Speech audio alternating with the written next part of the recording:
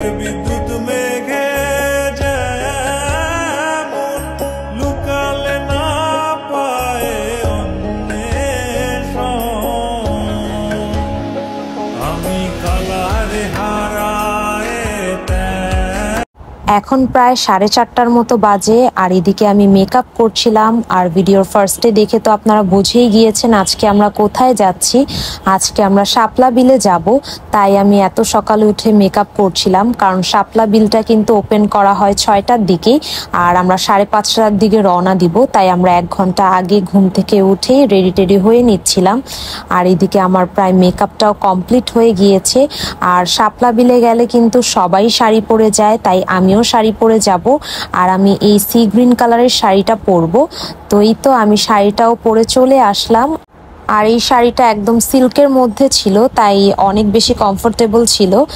আর যেহেতু শাপলা ফুলগুলো একটু পিঙ্ক কালারের থাকে, তাই আমি সি গ্রিনের মধ্যে একটা শাড়ি চুজ করেছিলাম, তাই আমার এই শাড়িটা পরা হয়েছে। আর এখন আমি জাস্ট কানে আমি ইয়াররিং পরে নিচ্ছি, আর আমি মেটালের একজোড়া ইয়াররিং পরে নিলাম। তো এই তো আমার ইয়াররিংটাও পরা শেষ। আর ইয়াররিং পরা হলে এখন আমি একটা টিপ পরে নিচ্ছিলাম। আর যেহেতু আমার শাড়িটা সি গ্রিনের মধ্যে ছিল, তাই আমার কাছে সিমিলার যেই টিপের কালারটা ছিল ওই টিপটাই আমি পরে নিলাম। আমার টিপের কালারটা একটু লাইট ছিল শাড়ির কালার থেকে। আর এদিকে আমার বোনও রেডি হয়ে গিয়েছিল, তাই আমরা দুজন একটু ভিডিও করে নিলাম। আর প্রায় 5:30টার মতো বেজে গিয়েছে, একটু পরই আমরা বের হয়ে যাব। বাহিরে কিন্তু এখনো অন্ধকার হয়েছিল, আমরা যখন বের হয়েছিলাম তখন পর্যন্ত অন্ধকার ছিল। আর আম্মুর ব্যাগে এখন আমরা টুকটাক একটু জিনিসপত্র নিয়ে নিচ্ছিলাম, কাটা চিরুনি এই টাইপের আইটেমগুলো। আর এখনই আমরা বের হয়ে যাব। আর প্রায় 5:40-এর মতো বেজে গিয়েছিল। তো এখন আমরা জুতা টুতা পরে দেন নিচে চলে যাব। আর আমাদের গাড়িও অলরেডি চলে এসেছিল। আমরা প্রথমে ভেবেছিলাম যে 5টার দিকেই বের হব, বাট পরে আমরা ভাবলাম যে আমরা 5:30টার দিকে বের হই। তো বের হতে হতে প্রায় আমাদের 5:40-এর মতো বেজে গিয়েছিল, কিন্তু আমাদের উচিত ছিল 5টা বাজেই বের হওয়া, কারণ রাস্তায় প্রচুর জ্যাম ছিল। আর এত সকালবেলা এত পরিমাণে জ্যাম আমাদের ফেস করতে হবে এটা আমরা ভাবিনি। যেহেতু আমরা ফার্স্টে বলেছিলাম 5টায় বের হব, তাই আমাদের গাড়িও 5টা বাজে এসে ওয়েট করছিল, বাট দেন আমরা আধা ঘন্টা লেট করে বের হয়েছিলাম। আর আমরা বের হতে হতে অলরেডি আলো ফোটা শুরু হয়ে গিয়েছিল। আর আমার মতে সবার উচিত 5টার দিকে বের হওয়া, যারা কিনা ঢাকার কাছাকাছি বা ঢাকার মধ্যেই থাকেন তাদের জন্য, তাহলে তারা একদম পারফেক্ট টাইমে ওই জায়গাটাতে পৌঁছাতে পারবেন। আর রাস্তার অবস্থাও অনেক বেশি খারাপ ছিল, যার কারণে আমাদের আরো বেশি লেট হয়ে গিয়েছিল। আর যেহেতু শাপলা বিলটা জিন্দা পার্কের কাছাকাছি একদম, আর জিন্দা পার্ক কিন্তু আমাদের আগেও অনেকবার যাওয়া হয়েছে, তো আমাদের বাসা থেকে যেতে 1 ঘন্টা 20 মিনিটের মতো লাগে, বাট আজকে আমাদের 1.5 ঘন্টার উপরে লেগে গিয়েছিল এখানে যেতে। আর পদ্ম শাপলা যে রিসোর্টটা আছে সেটা জিন্দা মধ্যপাড়াতে আর কি পড়েছে। লোকেশনটা যদি আপনারা জানতে চান এটা বলেই আপনারা চলে যেতে পারবেন। তো এই তো আমরা গাড়িতে উঠে পড়লাম। আর গাড়িতে ওঠার পর এদিকে আমি সবার একটু ভিডিও করছিলাম। যেহেতু পূর্বাচলের রাস্তা দিয়ে জিন্দা পার্ক বা পদ্ম শাপলা রিসোর্ট যেটাই বলেন সেখানে যেতে হয়, তাই আমরা ওইখান দিয়ে যাচ্ছিলাম। আর ওইখানের রাস্তাটা রিসেন্টলি আমরা যাওয়ার সময় দেখলাম যে একদমই নষ্ট হয়ে গিয়েছে। কিছুদিন আগেও আমরা যখন বাণিজ্য মেলাতে এসেছিলাম, 1 বছরও হয়নি, তখনও রাস্তাটা খুব সুন্দর ছিল, বাট এখন রাস্তাটা একদম নষ্ট হয়ে গিয়েছে। আর রাস্তার অবস্থাও অনেক বেশি খারাপ ছিল। আর আমরা কিন্তু এখন পদ্ম শাপলা রিসোর্টের একদম কাছাকাছি চলে এসেছি। আর 5 থেকে 6 মিনিটের মতো লাগবে যেতে। জিন্দা পার্কের রোড দিয়ে কিন্তু ফার্স্টে আমাদেরকে ঢুকতে হবে, দেন জিন্দা মধ্যপাড়া যে গ্রামটা আছে সেখানেই কিন্তু পদ্মা শাপলা রিসোর্টটা পড়েছে। আর এদিকে আমি আর আমার বোন একটু ভিডিও করছিলাম, কারণ এখানে অনেক সুন্দর সানলাইট আসছিল। আর জিন্দা মধ্যপাড়া গ্রামটা কিন্তু খুবই সুন্দর। তো এই তো আমরা কিন্তু চলে এসেছি। এখন আমরা গাড়ি থেকে নামছিলাম। আর গাড়ি থেকে নামতে না নামতেই দেখলাম সবাই কিন্তু পদ্ম ফুল, শাপলা ফুল এগুলো বিক্রি করছিল। তো আমরাও কিনবো, তাই আমরা একটা তোড়া কিনেছিলাম। একটা তোড়ায় 3 থেকে 4টা বা 4-5টার মতো শাপলা দেয়া থাকে। আপনারা চাইলে পদ্মের তোড়াও কিনতে পারেন, শাপলারটাও কিনতে পারেন। আর এই রিসোর্টের এন্ট্রি টিকেটের মূল্য ছিল মাত্র 50 টাকা করে। তো আমরা টিকিট কাটার পর দেন ভেতরে চলে আসলাম। আর ভেতরে আসতে না আসতেই কিন্তু অনেক শাপলা ছিল।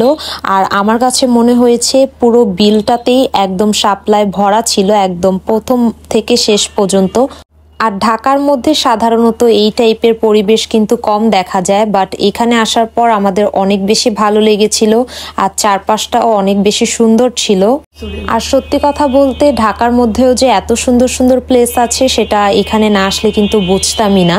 তো এদিকে আমি আমারও একটু ভিডিও করে নিচ্ছিলাম আর এখন আমরা আরও ভেতরের দিকে যাচ্ছি, কারণ অনেকখানি হেঁটে আপনাদেরকে যেতে হবে।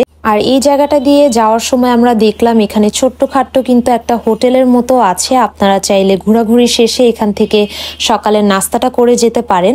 তো এখানে আমি আমার ভাইয়ের হাতে ফুলগুলো দিয়ে দিয়েছিলাম আর ওকে সুন্দরভাবে একটু ভিডিও করে দিচ্ছিলাম।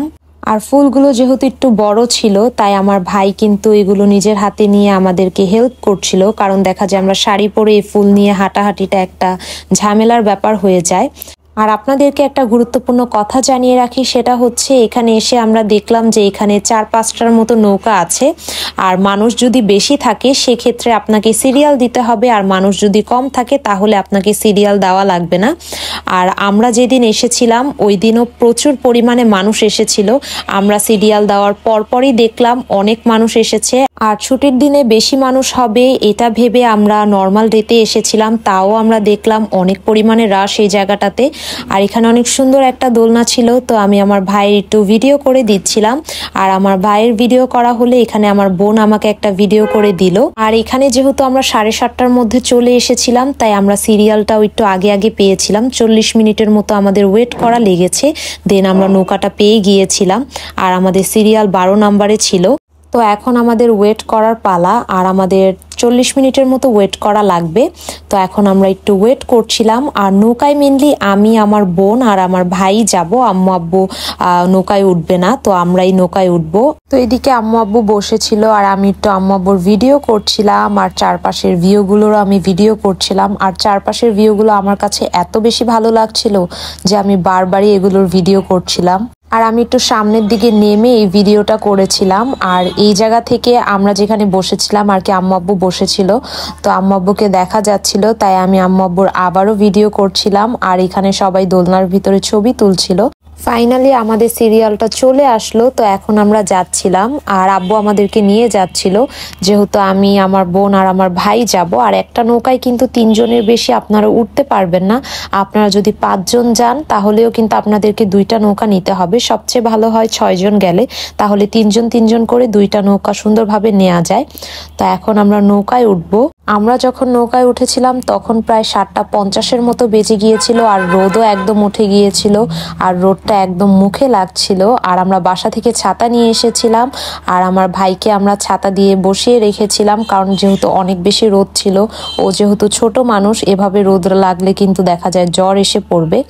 তো এখন আমরা আশপাশের ভিউগুলো এনজয় করছিলাম আর এদিকে আমি পা ভেজাচ্ছিলাম, আমার বোন আমাকে ভিডিও করে দিচ্ছিল। আর এখানে আমার ভাই বসেছিল, আমি ওকেও একটু ভিডিও করে দিলাম আর চারপাশের ভিউগুলোর ভিডিও করছিলাম। নর্মালি আমরা কোথাও ঘুরতে গেলে কিন্তু আমার কাজিন অনয়কে নিয়ে আসি, বাট আজকে অনয় আমাদের সাথে আসতে পারেনি, কারণ গতকালও ওর বাবা মার সাথে একটু ঘুরতে বের হয়েছিল আর বাসায় আসতে আসতে অনেক বেশি লেট হয়ে গিয়েছিল।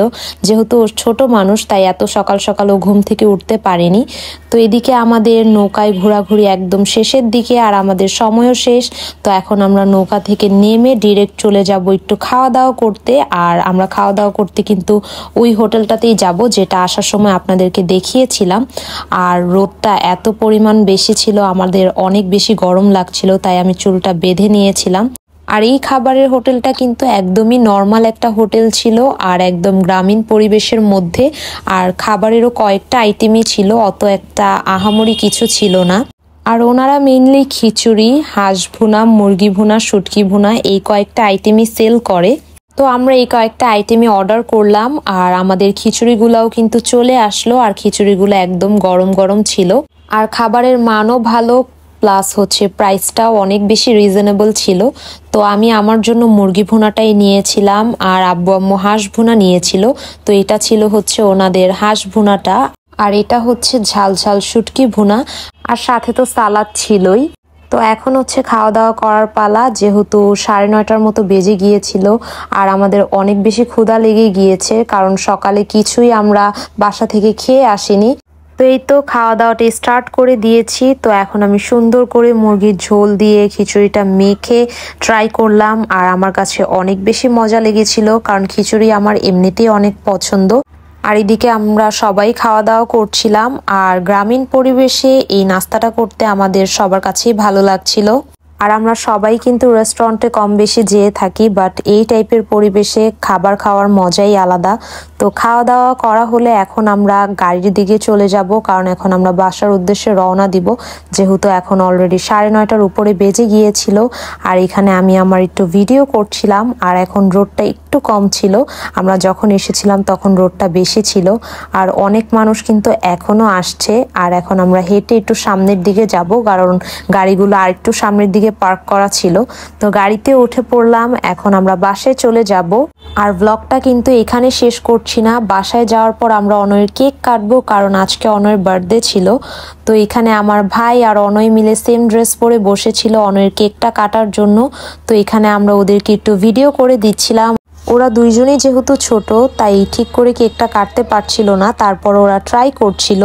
যেহেতু ওরা কেকটা কাটতে পারছিল না ভালোভাবে, তাই লাস্টে আমি ওদেরকে একটু হেল্প করেছিলাম যাতে কেকটা সুন্দরভাবে কাটতে পারে। আর কেকটা কাটার পর ফার্স্টেই আমি অনয়কে খাইয়ে দিয়েছিলাম, যেহেতু আজকে অনয়ের বার্থডে ছিল।